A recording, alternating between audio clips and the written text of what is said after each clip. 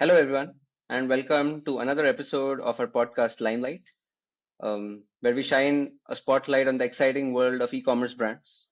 For those of you who are new, Limelight is about deep diving into the challenges faced by e commerce brands today and getting some actionable insights from leaders in the e-commerce space. So the aim of this podcast is not to talk about fluff or talk about high level ideas, but for you to get very, very actionable insights which you can start applying in your brand and in your function from today itself. So today we have a very special guest with us. We have Anurag, who is the founder of Nest Asia. Nest Asia is one of the category leading brands today in the home decor space. And Anurag has a very interesting journey in terms of starting and scaling Nest Asia, and in terms of especially delivering a great customer experience to their customers. So Anurag would love to, first of all, welcome to the podcast and would love to uh, know more about your journey and about Nest Asia as well. Thank you so much, Aniket, for having me on the podcast. Really excited to be here. Yes, so Nestasia, we started Nestasia about 4 years ago. My partner, who's also my wife, Aditi, and I, we started Nestasia in 2002. We got married in 2016, so we've known each other for quite some time. We stayed in Hong Kong and Singapore for 3 or 4 years. I was with Goldman Sachs before this. In a span of 3 years, we set up three homes from scratch, where each of the homes was a bare shell, and we did it entirely. And we realized in that process that this is something we really enjoy, and this is something we might want to explore doing for the long term. Did a lot of research into what are the home and lifestyle brands in India. Felt that there is a space we want to be in, and we came back to India in March 2020 to start Nest Asia. Awesome. So currently, like, what is the scale at which you guys are at, and like, what is the specific, um, what is the specific, I would say, pain point or category which you guys are in? Sure. So we are around 100 crore ARR. Our main categories are kitchen and dining, decor, bath, and accessories. If you enter a house, then everything after you've got the furniture and the mattress is something that you would come to Nest Asia for. The idea when we started Nest Asia was that there was no one exciting destination which would come to mind when you would think about home and lifestyle. Historically, this is a market which has been dominated by neighborhood standalone retailers. Every city has one or two of them who would mostly be solving for variety, where they would have a vast range of cheap products where you wouldn't know what you would find. You could find maybe what you were looking for, maybe not find it. There is a luxury space at the very end which caters to an elite set of audience which would give design, but most of India can't afford a single plate maybe for 5,000 or 10,000 rupees. So the idea was to start a high street of home decor where we would have 15% premium to mass market, but provide design and newness to our customers. Where our ideal customer is a 25 to 40-year-old female who is looking for design, who is looking for trend, generally working women who would want to be appreciated in terms of their choices, who want to be ahead of the curve, but don't have time to go to 50 different websites to find that one product that they're looking for. What Nestasia provides is an exciting destination which they can rely on to go to and find what they want. So that's how we started Nestasia, and it's been a great journey so far. That's very interesting and very excited to know more about the journey. But before we get into that, I wanted to just ask a personal question that, like, you went to IIT and then IIM and then worked at Goldman Sachs and in Hong Kong and so on. Then, so how did you decide to actually quit that and take the leap and come back to India to start a brand? And yeah, how did you kind of take that decision and like get the confidence to do something like that? So it was, to be honest, this move was one of the most planned moves that Aditi and I have ever done. We had been thinking about it for a year, doing our fair share of research to kind of understand whether this is something that might be exciting. The idea was that in India, the consumer story is a long-term story. As we are growing as a country and as GDP per capita is increasing, people's aspirations are also growing. If you compare our grandparents' aspirations to our parents' aspirations to our aspirations, there's a very, very vast change. And over the next 10 or 15 years, that's something which will play out. It's the demographics of the country, it's how we are moving forward. And hence that consumer was something which we were very excited about. Within consumer, um, So their food is something which people have sorted now. You can order and get something within 5-10 minutes. Beauty is something which has matured in terms of the eco space. Fashion has matured in the eco space that you can find a lot of brands. But when we were thinking about home and lifestyle, there were very few brands that were coming to mind, and it was a space where everybody has plates and bowls in their homes. Everybody has glassware. Everybody would use spoons and forks. Everybody would have dispensers in their bathroom to kind of take out soap. And the idea was that in such a large market, which is completely fragmented, somebody will come and organize it. And the idea was that we want to make that chance. When we came back to India, we were in our late 20s and thought that this is something which at this stage of our life we really want to try. Actually, the thing which you mentioned about categories is very interesting. And how is it that there are so many brands and so many people trying to organize fashion and beauty and food, but not in the home decor space, even though it is obviously everyone has plates and bowls and soap dispensers and all of this stuff. So I think it's more a uh, I wouldn't say that people have not tried before. There are a lot of brands which are trying to enter this space. It's a tough category also because volumetric weights of this category is very high. That's one of the defining features of this category. If you're buying, let's say, fashion, you can buy four dresses for maybe say 6,000, 7,000 rupees, and it's still a 1 kg volumetric package, maybe a 2 kg volumetric package. For us, if I'm selling a set of four 1 liter water bottles, I'm selling it for 900 rupee price point, and then that is a 4 or 5 kg volumetric parcel. Logistics becomes really difficult. The complexity of the supply side is very high. Supply is fragmented. Every material has a different specialty. There are several types of materials, not only one fabric. There's fabric, metal, glass, ceramic, wood. So there's a lot of complexity in each part of the ecosystem, and that's what makes the problem more challenging. But that's what makes it more exciting as well. Got it. Very interesting. Okay. So you guys had this insight that you could solve this, the complexities of the supply side, and you could solve this major like logistics issue with volumetric weights, and then kind of build a brand in the home decor space itself. So you had done all of this planning, and then you kind of decided to So make this move. we thought Hmm. we had planned everything, but then when you enter something, you realize that nothing was planned. Hmm. It's been the last 4 years have been a series of incremental innovations. I would say the next 10 years are going to continue to be a series of incremental innovations where at Hmm. every step of the way, there's a lot of learning. One of the great things about coming back and starting something was that the learning that we've had over the last 4 years has been incredibly immense. And being a Hmm. founder, every aspect of the business is something that you need to know and to have insights on, because and a lot of times you might know it by yourself, which means that you need to have a great team and you need to learn from the team.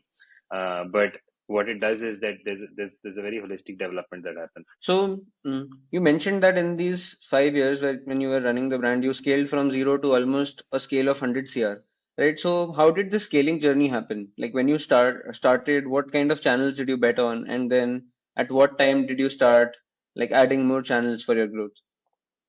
So we started pretty much after the lockdown. So it's been around 4 years, almost about to be 4 years.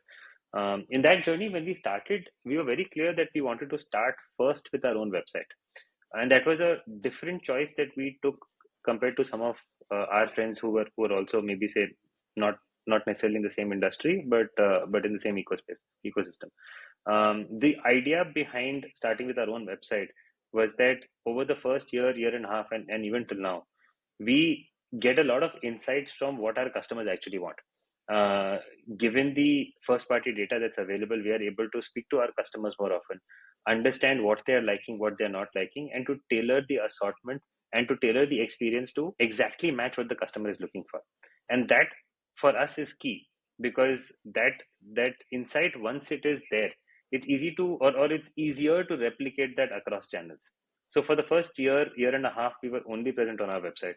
Once we had more confidence that hey, the product and the offering is something which is matching, that is when we started on marketplace after that. And then after that, over the last 6 months, we've started our offline journey and our quick commerce journey. So channels have started expanding once the core product is something that was more set and defined. So, do you have like certain core products which are bestsellers, or do you have a wide catalog which keeps on varying month by month or season by season?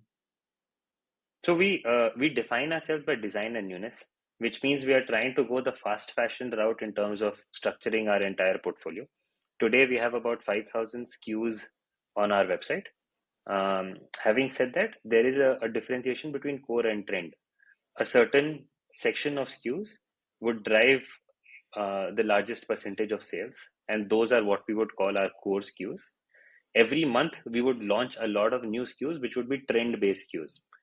Trend based SKUs get people onto the website and onto the physical stores, and those are the hooks which get people inside.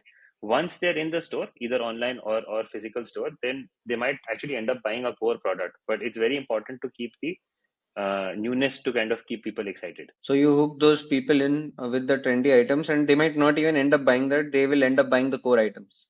Then, Correct. oh, Correct. interesting. Got it.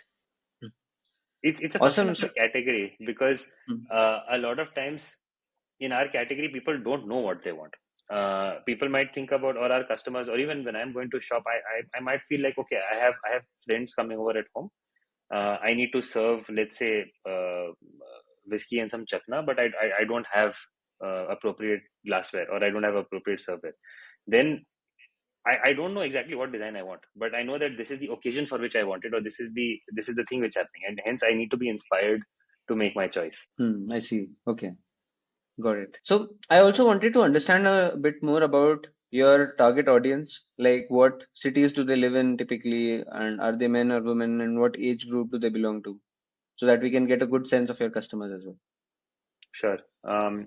Our target customer is a 25 to 40-year-old female. 50% of our orders come from the top 15 cities. So there is a bit of a top tier city dependence there. But the remaining 50% actually is very, very diversely spread.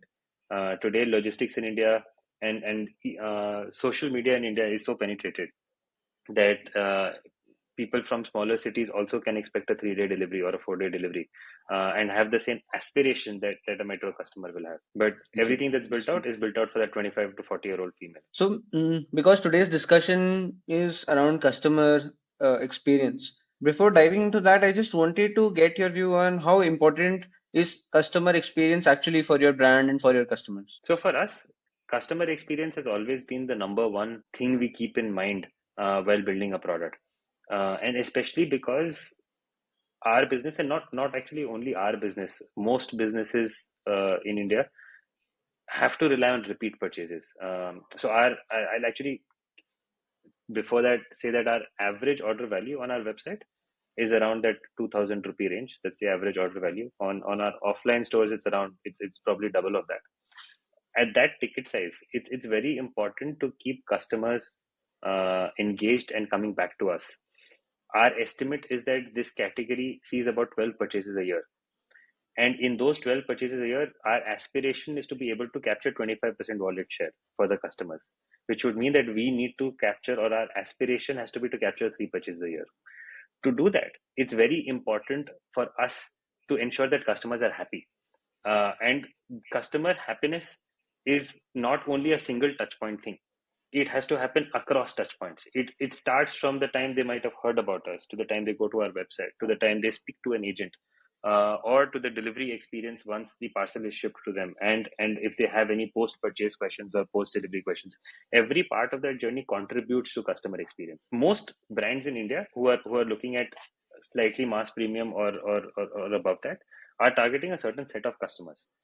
After a point of time, it becomes increasingly difficult to capture new and new customers, and hence it's for us especially, it's very important that customers keep coming back. Customers enjoy the brand. Customers are the top spokesperson for the brand, because the way a word of mouth recommendation works, no amount of ads can actually do the same thing.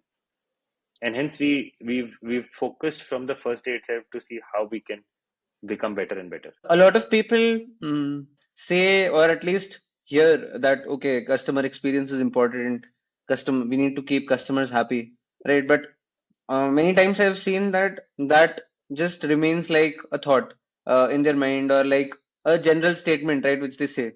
But what do you think like brands should specifically do to focus on creating great customer experiences, and what did you guys specifically do? How was your journey like in setting up your customer experience function? So for us, when we started, Aditi and I were customer experience, and for the first 3 or 4 months when we started, we used to pick up every call, speak to every customer. We were manning our customer support function, and that also gave us a lot of insights into what are people asking. And when we started with a personal WhatsApp account, or a single business WhatsApp account. It moved to WhatsApp business after that, and then once scale increased beyond a point, it moved to WhatsApp APIs via DSP, where we use line chat in terms of reaching out or managing our customer experience. There are two parts to the for us there were two parts to the customer interactions. One part was a pre-purchase interaction where we noticed that a lot of customers had questions before making a purchase, and the other part was a post-purchase interaction where there were questions after the purchase was made. The pre-purchase interactions uh, sometimes were things that we only found out when we started speaking to customers. Sometimes it's not obvious to a brand as to what the questions are. For us as a brand, the questions were, a lot of people kept asking what is the ml capacity of a particular product. When we started, we didn't have that on our website, so that's something we realized, that hey, ml capacity should be present. People constantly kept asking what is the weight of a product, and this is something then we realized that okay, even for a photo frame, mentioning weight is very important because people are probably gifting it or taking it away from them. We got to know from our customer experience that people have difficulty understanding the true size of an item. Where one of the most common things in e-commerce, especially for our segment, was that देखने में कुछ लगा but मिला कुछ और, which means that it is so important to ensure that images, when they are shot for a product, it should represent the true color. There should not be any editing which changes the nature of the product. The distance from the camera to where a product is kept on a table has to be consistent, and that challenge became even more important once the team scaled. And so today we have 5 or 6 photographers. The challenge given to the team is that we should not be able to spot who has taken a picture, and it needs to be so in sync across people that a dinner plate should visibly appear bigger than a side plate. And these are things we only got to know when we spoke to our customers, because for a brand who's doing it day in day out, sometimes it's not apparent that this is a cause of concern. We are one of the few brands in our space which allows free returns. That was something which was also a journey to get to. So most people in our category do not offer free returns because it's a volumetrically heavy category. As I mentioned, a set of 4 1 liter water bottles might take 10 to 15% of the cost might be to ship it to a customer. So actually, if you're bringing it back, that's another equivalent cost. So to ensure that we are so confident on our product and our experience that lesser people will want to return is something that's been a journey for us. Got it. Yeah, the most interesting thing for me is that half of your queries are actually people in the pre-purchase state, and you by actually manning support, it is not just about responding to people post-purchase, but actually helping them understand about the product and getting those insights which can help other customers as well, like you said about mentioning the volume and the weight and stuff like that. So that is one thing. It's very interesting. And so when did you kind of hire your first customer support agent, and how did you kind of train them to give that same level of experience? And did you kind of hire like a lead first, or did you hire someone who was like an actual agent and then like scale the team like that? So the first hire was done 3 months after we started, 3 or 4 months, where the first person joined in. The idea was that we've never thought of our customer support executives as only customer support. They are the first point of interaction that anybody will have with the brand, and hence they are the champions of the business. They have to know the challenge for the team is that they have to be our foremost sales agent. They have to be our foremost troubleshooters, and they have to be true spokespeople in terms of communicating the ethos of the brand to the customers. It starts with explaining to them whenever a new collection is launched. It starts from ensuring that they have full product knowledge, so that if a customer asks something, they have to be more the recommender to a customer in terms of, okay, this is what should pair with this product, and hence customers should start trusting them to help make decisions for them. So that was the thought when we started. The first few people Aditi and I trained, and that's how the business started. We started with one agent. Today with increasing automation, we've not had to scale the team dramatically. So today we have 5 agents in the team which are able to manage all communication with customers, including call, email, and WhatsApp support. And that's how the team has scaled. Today we run a proper weekly schedule where we would launch small snippets of videos to train our customer team. There are regular quizzes which happen with them with exciting prizes. The process has to be exciting for the customer team to actually also feel happy about the products that they are representing. We ensure that the offering to the customer is good enough that the communication that the customer team has with the customer is never an adversarial communication, and that keeps morale up. So your edge in actually delivering a great CX is to actually keep your team very, very motivated and informed with these weekly releases, with product trainings, with quizzes, and that is very exciting. But I'm sure like a lot of interactions, I don't know maybe in your case, but I have heard that a lot of interactions do end up turning adversarial, right? Where a customer calls, shouts, complains that my order was broken, it was delayed, or I didn't like it, or it's very different from what you said on the website. So, how do you prevent that from like turning into an adversarial, and how do you kind of give a great experience to the customer there and maintain morale in the team as well? So 2 3 things we've done. So we maintain very good data into what the queries are. So every day we would have the customer team lead would give an update into what were the type of queries faced, what were the frequency of a certain issue happening, and that's how we formulated policies over time. So, for example, our when we started our damaged product policy was that customers have to report within 24 hours. Over time, we realized that that's not feasible because we started receiving a lot of complaints where people said that, hey, I didn't open the parcel as soon as I got it. At which point the team was given a leeway to take that to 3 days. Where if the request is genuine, you up till 3 days is allowed. Anything goes beyond that is also something that you don't directly say no. First, try to see whether it can be resolved, and then say no. So we've tried to reduce the instances where the customer team has to actually say no to a customer because that causes a conflict. We are never able to keep 100% of people happy, but as long as 95% or 96% of the complaints can be solved, that's something which we try to do. Over time, if we've noticed that a particular frequency of queries has kept increasing, we've made a call that something needs to change at our end because customers queries are always genuine queries. And then to start with that lens to say that, okay, significant proportion of customers are facing this problem. Either we change our product, or we change our offering, or we change the policy, because such a percentage of people being unhappy is not something which we can sustain. And hence we've progressively always moved towards a direction where we reduce concerns. It also stems from training the team to understand that sometimes when a customer is agitated, the topmost thing to have is empathy, because it's possible. In most cases, the customer is upset because of something that we did. I'll take an example of some things which actually become adversarial and we can't solve them. So, for example, if we've shipped a product, we are actually reliant on the delivery company to deliver the product. A lot of times there is, let's say there is a network is choked, or for example, there is a election going on somewhere. It might not necessarily be in the particular place where the customer is saying. So the customer would say that, hey, there is no election in my city. Why are you stuck? But when we think from the customer's perspective, maybe they had a gift to give, and they now don't have anything to give out, or maybe they had planned a surprise for somebody, and the product didn't arrive on time. So the customer is absolutely right to be upset, and hence the job for us, or for our team, is to a empathize with the customer, b see if we can do something to resolve it, and to do everything possible in our power to see if it can be resolved, and see if it can't be resolved, then to admit that yes, this is something that we are not able to resolve and this is our fault. What can we do to make it up? And then those are the things which we kind of do over time. So it is a lot. It is actually very data driven, where you collect the data of what kind of queries are coming. You constantly monitor it, see what kind of policies need to be made or changed, and then just automatically build it out in a way so that it minimizes conflict.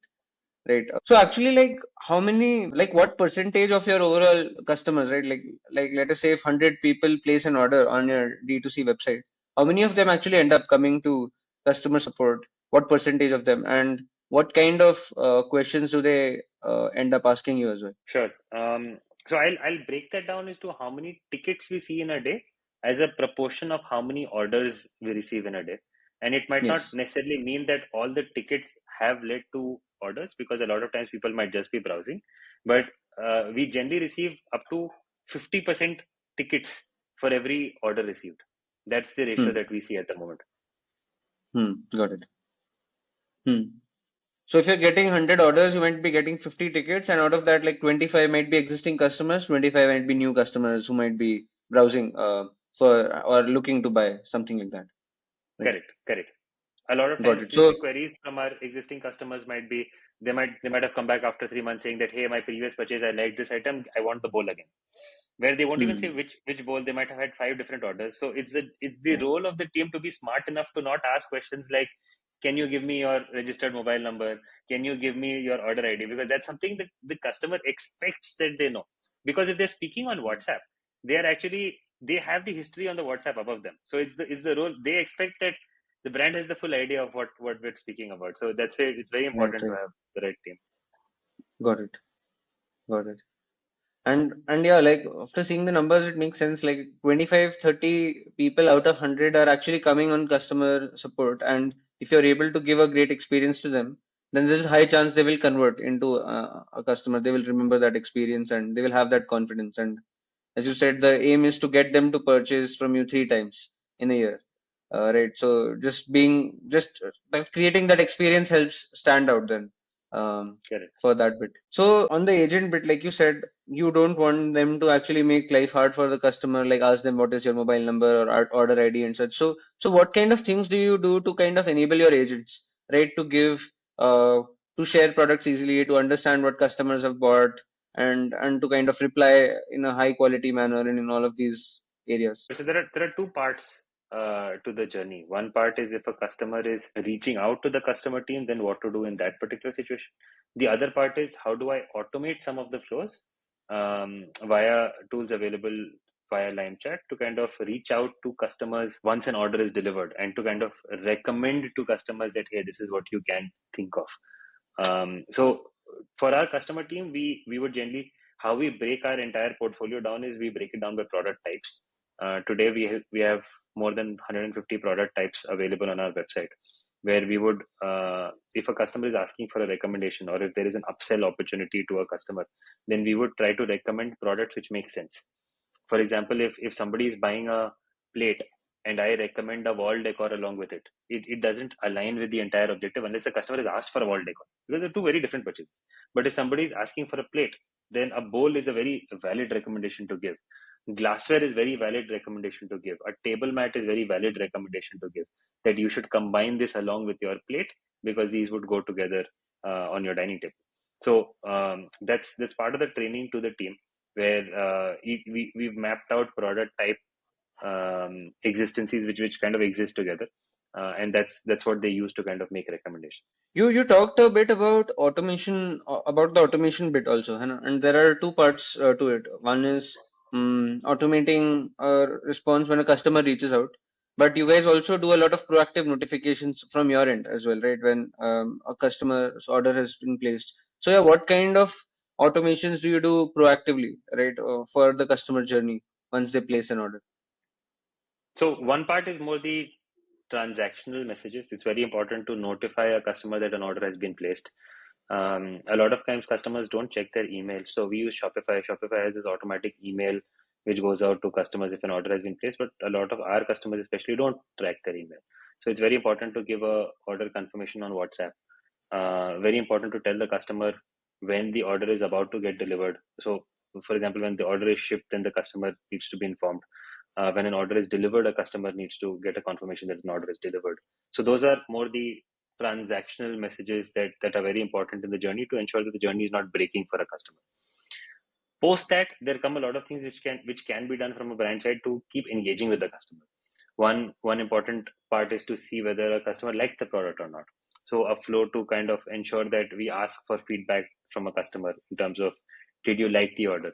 If they like the order, then that's an opportunity to probably upsell more products to them.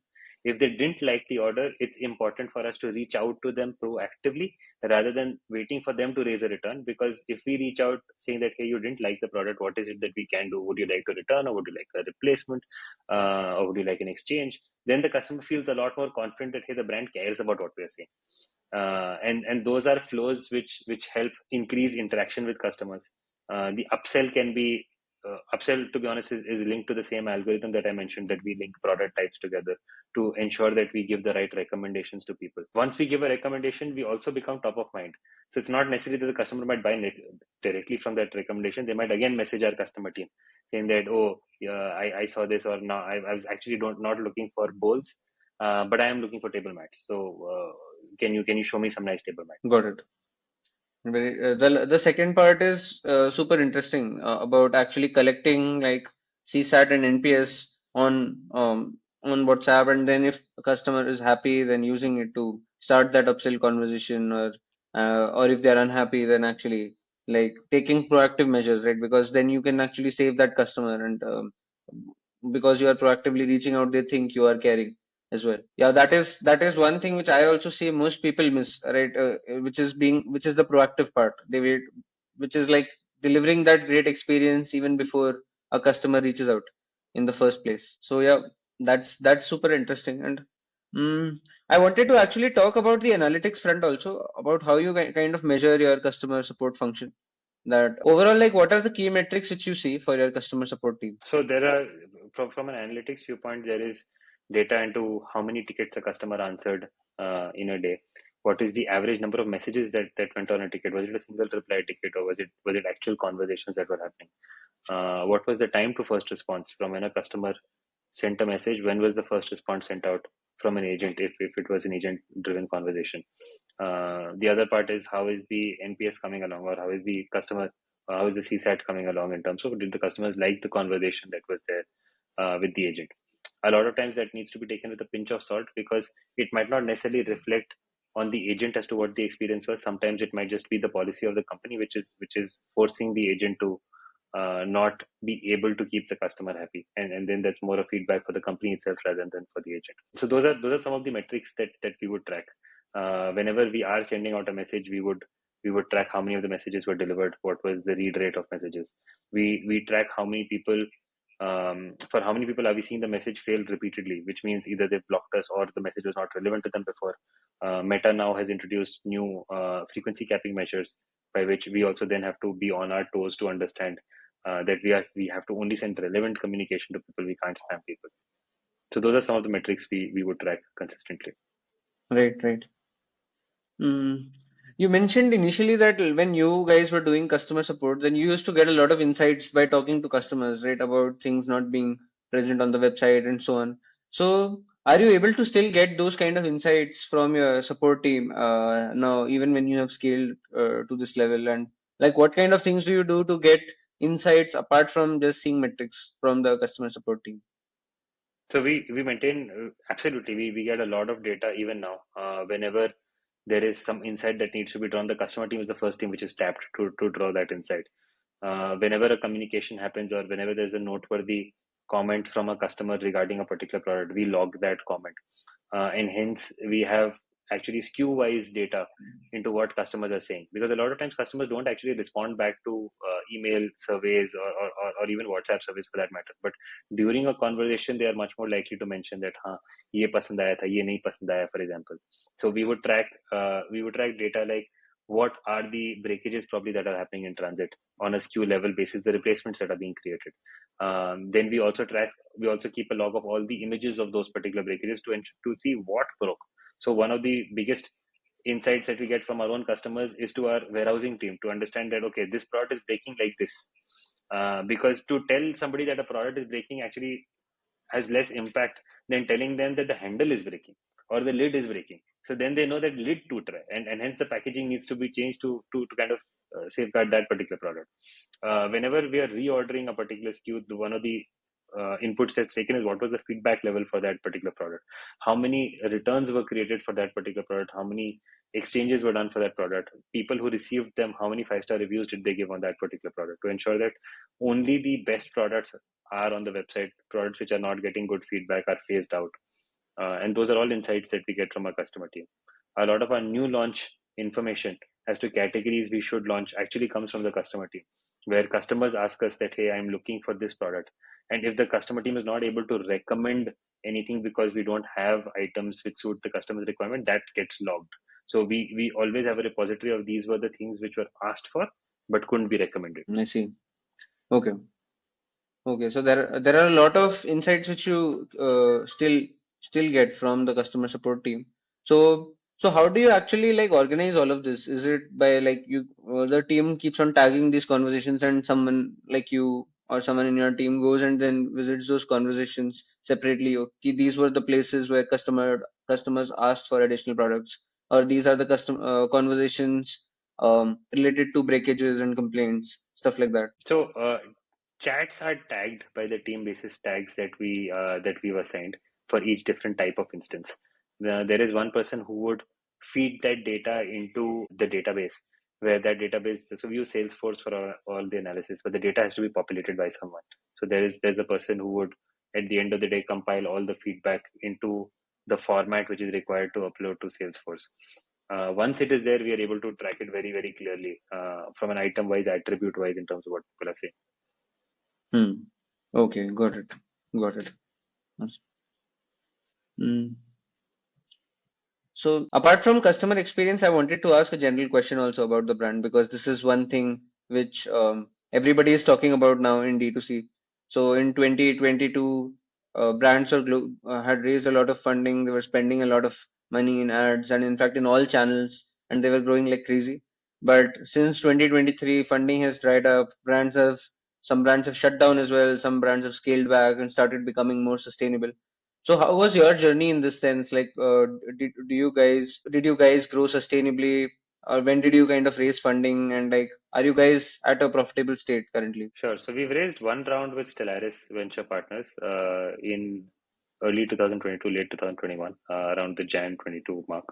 That's the only round of funding which we've raised so far. For us, we were very clear from the beginning that ours is a business which is not a very heavy burn business, because there are two or three levers that I can change around in terms of the entire product.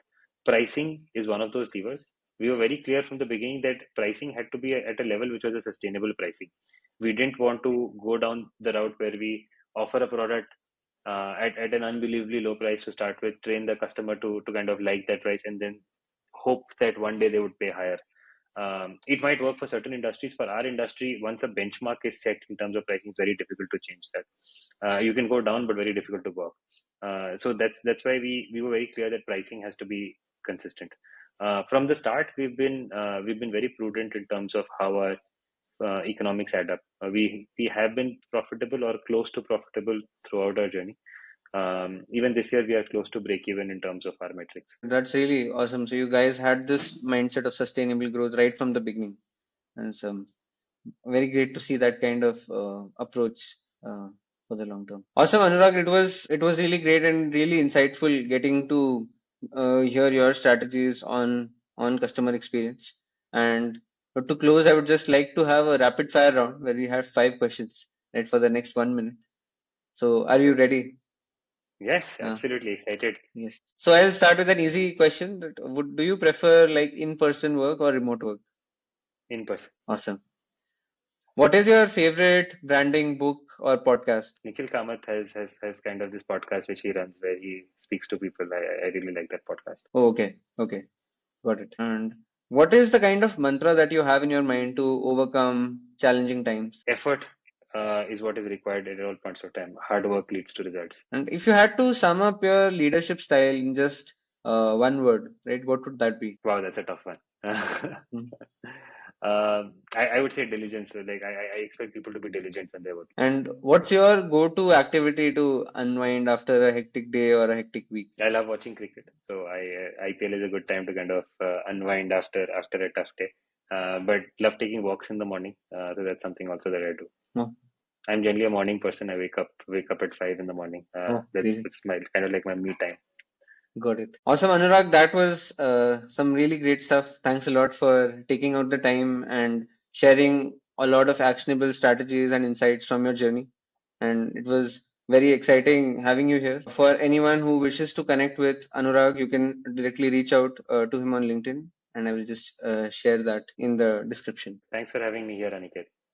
Awesome. And for the viewers, if you want to keep on getting more and more actionable insights and strategies into the world of e-commerce, tune in for our next episode and follow us on YouTube, Spotify, LinkedIn, and so on, so that you don't miss out the updates. Thank you, and see you next time.